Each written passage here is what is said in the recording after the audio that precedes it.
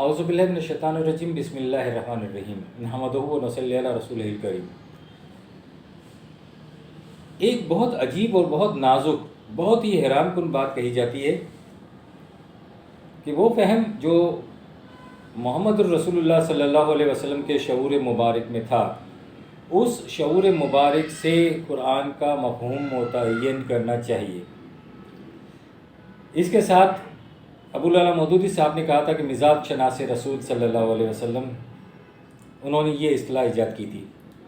بات یہ ہے کہ مزاج شناس رسول صلی اللہ علیہ وسلم بھی کوئی فرد ہوگا، اور شعور مبارک میں کیا تھا وہ ایک نظریہ ہے۔ اس وقت تو کوئی ایسا مواد ہمارے پاس نہیں ہے اور کوئی ایسے ڈاکیومنٹس ہمارے پاس موجود نہیں ہیں کہ ہمیں یہ پتہ چل سکے کہ آپ کے شعور مبارک میں کیا تھا۔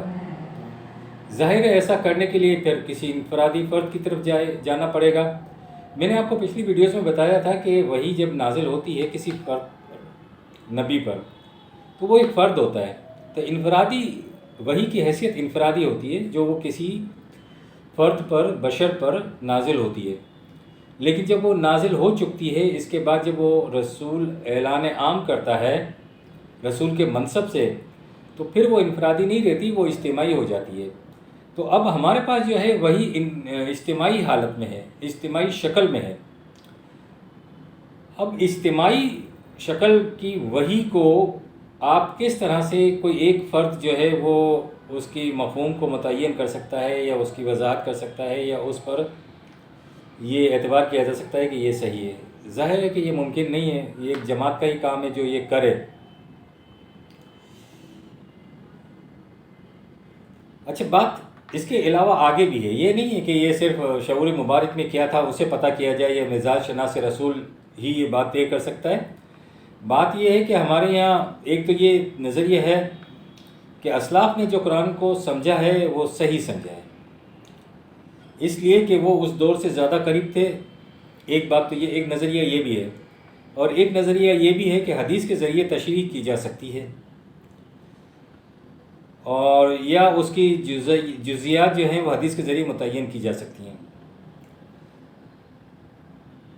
یعنی محدثین کا جب زمانہ آتا ہے، پھر اس کے بعد فقہا کا زمانہ آتا ہے، تو ظاہر ہے کہ انہیں بھی گھسیٹا گیا ہے اس میدان میں۔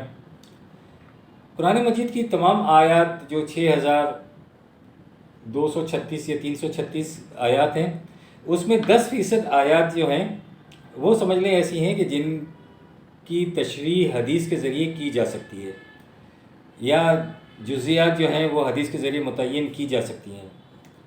تو یہ میں نہیں کہہ رہا، یہ تو اسلاف میں سے ہی کسی نے کہا ہے، نام مجھے یاد نہیں ہے، لیکن 10% سے زیادہ حدیثیں نہیں ہیں جو قرآن مجید کا مفہوم بیان کر سکیں۔ تو حدیث بھی ظاہر ہے کہ اچھا حدیث تو نہیں کرتی اس سے زیادہ۔ آپ کسی بھی جو دعویٰ کرتے ہیں کہ یہ تفسیر جو ہے وہ احادیث کے ذریعے لکھی گئی ہیں اور احادیث ہر آیت کے نیچے حدیث ہے، ایسا بھی نہیں ہے۔ اس میں آپ کو شان نزول کا ایک فلسفہ نظر آئے گا کہ شان نزول کے تحت آیات کی تشریح کی گئی ہے۔ اس میں پھر تاریخ کے حوالے سے بھی بہت ساری آیات کی تشریح کی گئی، تو تاریخ، شان نزول، حدیث، فقہ، یہ سب پھر مل ملا کر وہ ایک اس کو ملغوبہ بنا دیا گیا ہے، اس کے پھر قرآن مجید کی تشریح کی گئی ہے۔ اور نہ ہی تمام جزیات جو نہیں دی گئیں قرآن مجید میں وہ حدیث متعین کر سکتی ہے، کیونکہ اتنی احادیث کور کرتی ہی نہیں ہے قرآن کی آیات کو۔ اصل میں قرآن مجید کی جو آیات ہیں، اچھا نبی پاک صلی اللہ علیہ وسلم درس دیا کرتے تھے، لیکن آپ صلی اللہ علیہ وسلم صحابہ کو جو درس دیتے تھے وہ قرآن مجید میں اس درس کی دینے کی ترکیب، تعلیم موجود ہے، آج بھی ہے، کہ اس کو قرآن مجید کو ایسے سمجھا جاتا ہے، ایسے اس کا درس دیا جاتا ہے، وہ موجود ہے، اس کے ذریعے سے درس دیا جانا چاہیے۔ ظاہر ہے اس میں احکام کی آیت کا تو آپ الگ ہی رہنے دیں کہ وہ تو اس میں تو کوئی دو رائے ہو ہی نہیں سکتی، استنباط نہیں کیا جا سکتا، لیکن جو حقائق کی آیات ہیں تو اس میں جو ہے دو رائے مختلف ہو سکتی ہیں، تو اس میں ہمیں غور کرنا چاہیے، سوچنا چاہیے ہمارے جو اہل علم ہیں۔ اچھا، قرآن کی تمام آیات کی تعلیم کو اگر آپ دیکھیں نا، تو ہر آیت سے یہ محسوس ہوتا ہے کہ قرآن مجید کی تعلیم آپ کو کچھ کرنے کے لیے کہتی ہے، یعنی اس میں ہر آیت کا پیغام کرنے کے لیے کچھ کام ہے جو دیا جاتا ہے۔ اچھا، اس وقت جو جماعت آپ صلی اللہ علیہ وسلم نے بنائی تھی وہ تو بہت پریکٹیکل جماعت تھی۔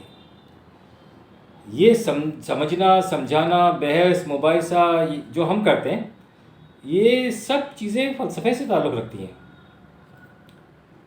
قرآن اس طرح کی ذہنی عیاشی کی تعلیم نہیں دیتا، وہ تو غور، تدبر، فکر، تفکر، عقل کے استعمال کا حکم دیتا ہے، اور اکثر جگہوں پر اس نے حکم دیا ہے۔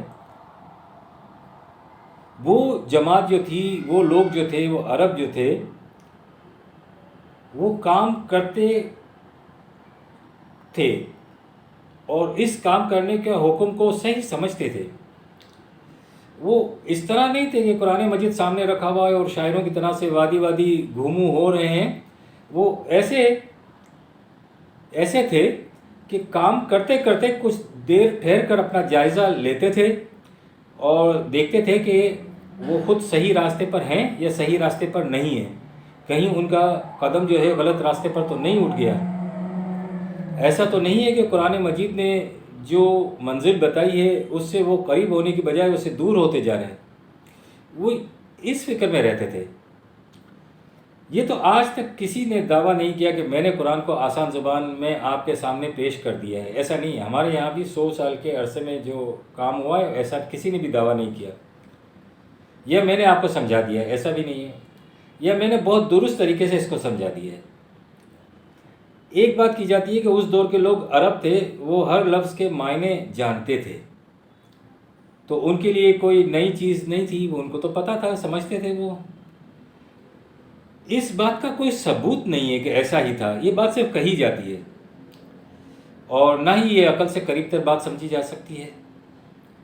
وہاں پر عربی زبان بولی جاتی تھی، اور وہ بھی ہر قبیلے کی اپنی کسی نہ کسی طرح سے مختلف عربی ہوا کرتی تھی، اور قرآن نازل ہوا ہے عربی مبین کے اندر جو قریش کی خاص زبان تھی، لیکن جو ان کی زبان کا معیار تھا اس سے تو کئی گنا زیادہ فصاحت اور بلاغت کا ثبوت قرآن پیش کرتا ہے۔ یعنی عربی مبین میں پیش کیا، لیکن عربی مبین کے اندر سے جو لفظ چنے گئے وہ اللہ تعالیٰ کی قدرت کی دلیل ہے۔ یعنی اگر عربی زبان عربی مبین سے چننا، لفظ کا چننا اسی زبان سے اگر اتنا آسان ہوتا تو قرآن مجید نے کہا ہے کہ اس کے مقابل کی آیات آپ بنا لو، وہ نہیں بنا سکے۔ وہ کیوں نہیں بنا سکے؟ وہ اس لیے نہیں بنا سکے کہ جو فصاحت اور بلاغت ان الفاظ تو تھے نا ان کے پاس، وہ کچھ اور چن لیتے، لیکن نہیں چن سکے۔ تو فصاحت اور بلاغت ان الفاظ میں تھی، اسی کو اللہ تعالیٰ نے چنا جو دوسرا چن نہیں سکتا تھا، یہ ناممکن تھا۔ لہٰذا یہ بات غلط ہے کہ یہ کہا جائے کہ انہیں سمجھنے اور سمجھانے کی ضرورت نہیں تھی۔ نہیں، بالکل ان کو ضرورت تھی، لیکن وہ ہماری طرح سے موشگافیوں میں رہنے کے عادی نہیں تھے۔ بات یہ ہے وہ کچھ کر دکھانے کے عادی تھے، وہ چل کر آگے بڑھ کر کچھ حاصل کرنے کے جذبات رکھتے تھے۔ یہ قرآن کو سمجھنے اور سمجھانے کا جو فیشن نکلا ہے وہ تو پچھلے 1000 سال سے ہے۔ کرنے والے کے لیے قرآن بہت بڑی کتاب ہے، جس کو کرنا ہے، جس کو چلنا ہے، بہت عظیم کتاب ہے اس کے لیے، اور اس میں بہت کچھ ہے۔ نہ کرنے والے کے لیے تو پھر وہ شاعری ہے جو رہ جاتی ہے، تو شاعری کرتے رہیں، جھوم جھوم کر پڑھتے رہیں، بقول ہمارے مذہبی طبقے کے ثواب ملتا ہے تو ثواب حاصل کرتے رہیں، اور دل کو سکون ملتا ہے تو سکون حاصل کرتے رہیں۔ لیکن جو اس کتاب سے ملنا چاہیے وہ قیامت تک نہیں مل سکتا، وہ تب ملے گا جب ہم کچھ کر کے دکھائیں گے اور جب ہماری نیت ہو کچھ کرنے کی۔ اللہ ہمیں صراط مستقیم پہ چلائے، اور جب ہم کرتے ہیں کچھ تو پھر آگے بڑھتے ہیں، اور قرآن مجید چلنے والوں کے ساتھ ساتھ پھر سمجھ میں آتا جاتا ہے۔ یہ بیٹھ کر سمجھ کر اور پھر چلنے والی چیز نہیں ہے۔ بہرحال ربنا تقبل منا انک انت السمیع العلیم۔